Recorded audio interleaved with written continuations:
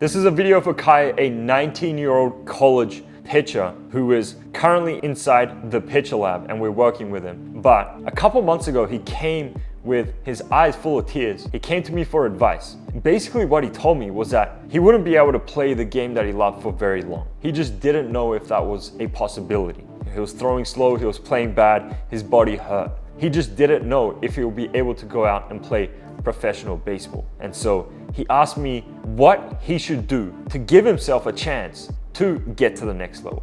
And so this is what I told him. And if you're a guy who, you might be a high school guy, college guy, or even a professional guy who just doesn't know what to do to actually get to that next level, then this video is for you. So the first thing that I told him was that stop looking for the perfect program. There is no such thing. And I would know because I've been to all of the big programs that you see online. And I've worked with some of the smartest minds in baseball. And the one thing is, there are people who know what they're doing for sure.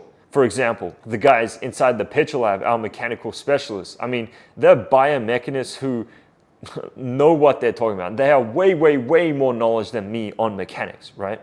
And that is a huge, huge part of our guys gaining so much velocity. And so, yes, there are people who know what they're talking about. But in terms of like the program and anything else, there is no perfect program, right? You can't just be looking for that one unlock that's going to get you to the next level. And so what is actually going to get you to the next level? Well, the first thing is that you have to be obsessed. Okay, the number one predictor of success is obsession. Okay, and this is what we see with a lot of the athletes inside the pitch lab and even in professional baseball. The guys who are the best are always in a state of obsession. And I'll give you an example. There were two athletes that came into the pitcher lab and they're both in the mid-80s, okay? And they both got the same type of training. Obviously their programs were different.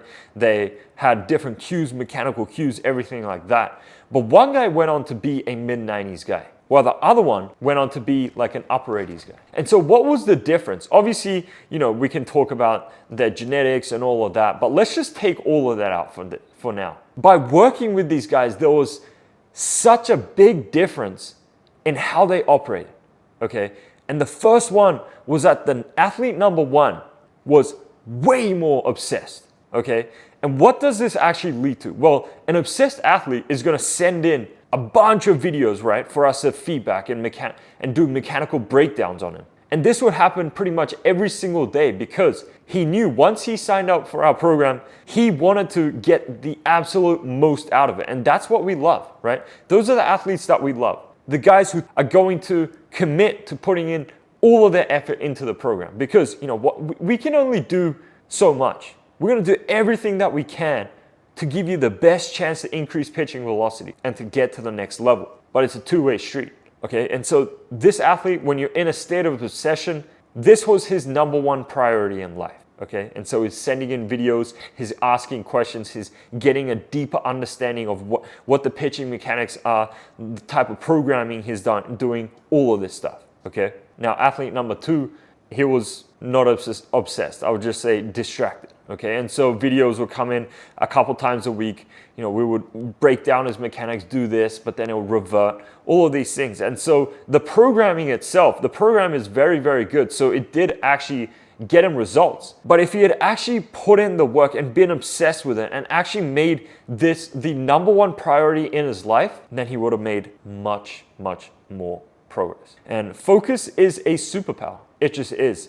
There's this great book called Essentialism. And basically what it says is that if you spread your attention into multiple different things, right? If you have multiple different priorities, like, it might be baseball, it might be, girls, it might be school, it might be whatever else, hobby that you might have, it might be, whatever it is. If you're spreading it all around, right? And you give equal attention to each, then you're gonna make small amount of progress in each one of these places. But if you're able to put the majority of your focus into one thing, and let's say this is baseball, then all of that energy and attention and focus goes into this one thing and you make way more progress in that one thing. Okay, and this is what we were seeing with athlete number one, which was this was his number one priority. This was where all of his attention, energy, and focus was going. Okay, and what happens? Well, he gets results, right? And so the first thing is, and this is what I told Kai, is you have to start living in a state of obsession,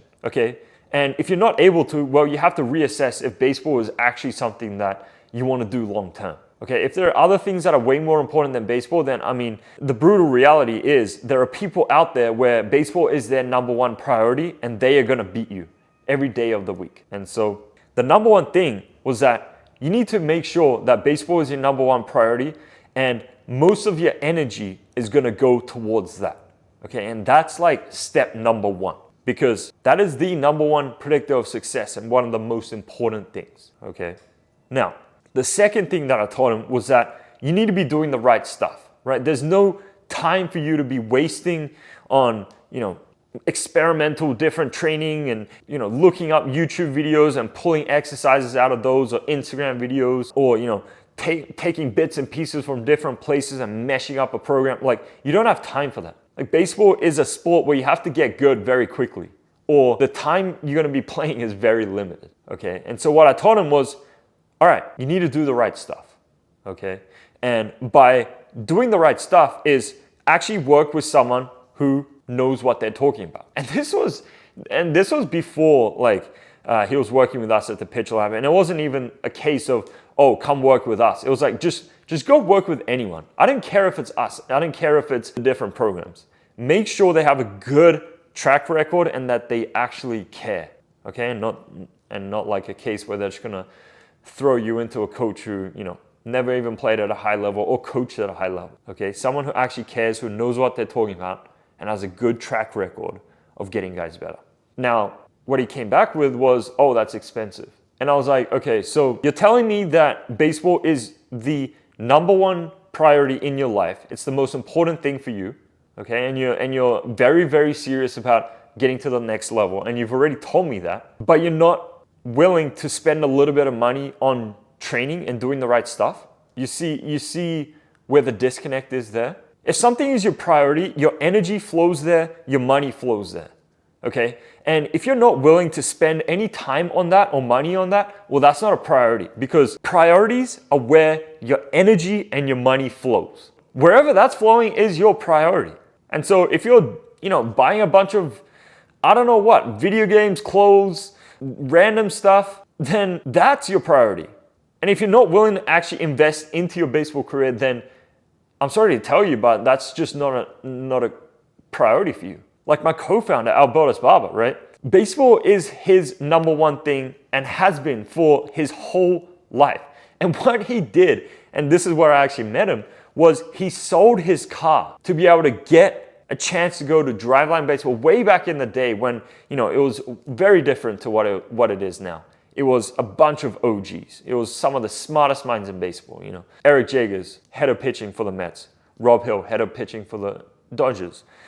Sam Breen, head of pitching for the Yankees. All of these guys were there at the time. Now it's just, not the same. But he sold his car to be able to fund this trip and continue to train there, okay? Now I did something similar where I wanted to go to Seattle, Washington. I wanted to go train. And so I did fundraising. You know what I did? I went to the shopping mall, right? And I asked all of these different places, hey, I'm gonna do a fundraiser. Do you have anything to donate? Believe it or not, I accumulated a bunch of stuff, right? And then on the weekends, I would go to shopping malls and sell these raffles, okay? And out of that, I actually raised about $5,000, which was enough to cover that trip. When someone tells me, oh, it's a little bit expensive, well, to me, unless it's extreme circumstances, to me, it's just, oh, that's not my priority right now. For that, I'll tell you, everyone where baseball's number one priority is, the people whose number one priority is baseball will overtake you. That's just fact. Because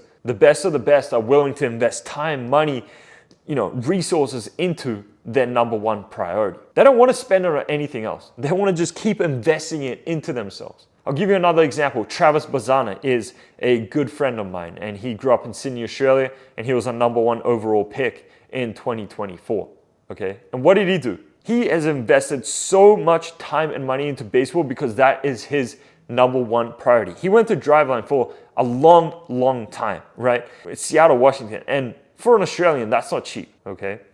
He got a sprint coach that he was working with. Obviously, he was working with guys online. He was working with anyone that he could find who he thought would help him. And so this is what I told him, and this is what I told Kai was, look, if this is your number one priority, you need to get obsessed by it, right? And you need help. Because the thing is, there are people out there who can guide you in the right direction and expedite all of the experimenting and all of that, which, a lot of the time doesn't work. Because if it did, we'd have a bunch of, 18, 19-year-olds throwing 95. But it's still very rare. The good news though is that it's trainable. So that's step number 2. You need to be doing the right stuff. And by right stuff, I mean working with the right people with the right program. And I don't care where you go, but it has to be the one that you believe in, okay? And they actually have to care about you. Now, step number 3 is consistency. What I told him was that if you're obsessed and you're doing the right stuff, right? Consistency will take care of itself. But consistency is the number one most important thing where, the programming and the coaching and everything like that will fall apart if you don't have consistency. And so you need to be disciplined enough to have that type of consistency, right? It has to be an everyday thing. When I was 16 years old, I was throwing 78 miles an hour. And, with that program, I would train about 3 to 5 times a week. And that was the easy part, right? That's the sexy part, the throwing, the lifting, all of that. That's the easy part. You know what the hard part was? Eating. Because I was a guy who had to gain weight, right? And so for 7 days a week, there was no days off. I had to be in a caloric surplus and I hated eating. But that was the hard part. But by doing that for 12 months plus, that's how I gained 50, 60 pounds, by being consistent. And it might be something different for you. It might be mechanical stuff. You need to just be super consistent with it. It might be mobility. It might be anything else, right? A lot of this stuff, you just have to be really, really consistent with it because you need to wait for that compound effect to take over. And so the 3 steps that I gave him was you need to be obsessed, okay? And then you need to do the right stuff. And lastly, you need to stay consistent because without consistency, everything falls apart. Now, if you're tired of actually throwing slow and need help getting to the next level, well, I'll leave a link below where you can go through it. And that's where you can get help from us, from myself and our team, right? Where you get complete programming. You work daily with our mechanical specialists and you'll learn what you actually need to do to not only increase velocity, but to get to the next level, right? And the type of development that you need in order to get there. I'll see you there.